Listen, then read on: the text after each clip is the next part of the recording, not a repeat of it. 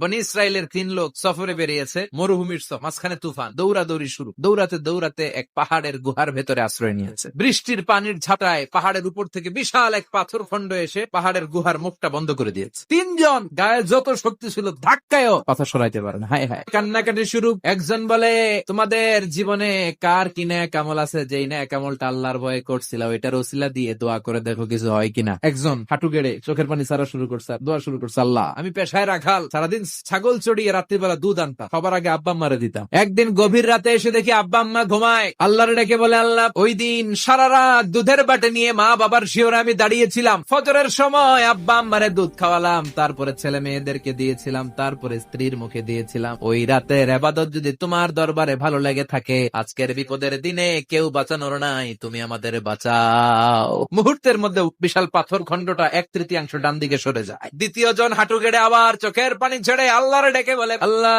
গুণবতী রূপবতী আমার এক চাচাতো বোন ছিল, তার প্রেমে আমি ছিলাম পাগল পাড়া, কিন্তু সে তো আমার ডাকে সাড়া দেয় না। চাচাতো বোন আমারে বলে 100 স্বর্ণ মুদ্রা যেদিন দিতে পারবা ওই দিন আমারে পাবা। বছরের পর বছর চেষ্টা করে 100 স্বর্ণ মুদ্রা যেদিন পেলাম ওই দিন চাচাতো বোনের কাছে গেলাম, সে পাইছে স্বর্ণ, আমি পাইছি তারে।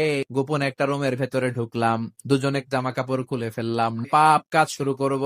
ইন দা মিন টাইম আমার চাচাতো বোন আমারে বলে, ও আমার চাচাতো ভাই, আল্লাহরে ভয় কর। আমি মুহূর্তে তোমার ভয়ে জামা পড়ে ওই রুম থেকে চিৎকার মেরে বেরিয়ে গিয়েছি। আজকে যে এই বিপদে আছি তুমি বাঁচাও। বলার সাথে সাথে 2/3 পাথরের খন্ডটা আরো ডান দিকে সরে যা। এবার বাকি আছে কয়জন? সে দোয়া করতে শুরু করলো, আল্লাহ আমি ব্যবসায়ী ছিলাম, অনেক শ্রমিক ভাড়া করে একদিন একটা কাজ করালাম, এক শ্রমিক টাকা না নিয়ে কই যে গেছে নিজেও জানে। এই টাকা দিয়ে আমি কয়েকটা ছাগল কিনলাম, এই ছাগলগুলো বাচ্চা দিল, দিতে দিতে বিশাল ছাগলের রিফার্ম করে ফেললাম। 12 বছর পরে সে এসে বলে, আমার টাকা ফিরায় দাও। আমি বললাম, এই যে ছাগলের ফার্ম পুরোটাই তোমার। সে বলে, আমার সাথে ঠাট্টা করো, এক যুগ আগে যেই টাকা পাইতাম ওইটা দিলেই চলবে। সে যতটুকু টাকা পাওনা ছিল অতটুকু দিলেই সে খুশি হয়ে যেত, শুধু তোমার খুশির জন্য পুরো ডেইরি ফার্ম আমি তারে দিয়ে দিয়েছিলাম। আমার সেদিনের আমলটা যদি তোমার কাছে ভালো লাগে তুমি বাঁচাও। বলতে দেরি, মুহূর্তের মধ্যে বিশাল পাথর খন্ডটা অন্যদিকে দৌড়ে চলে যা।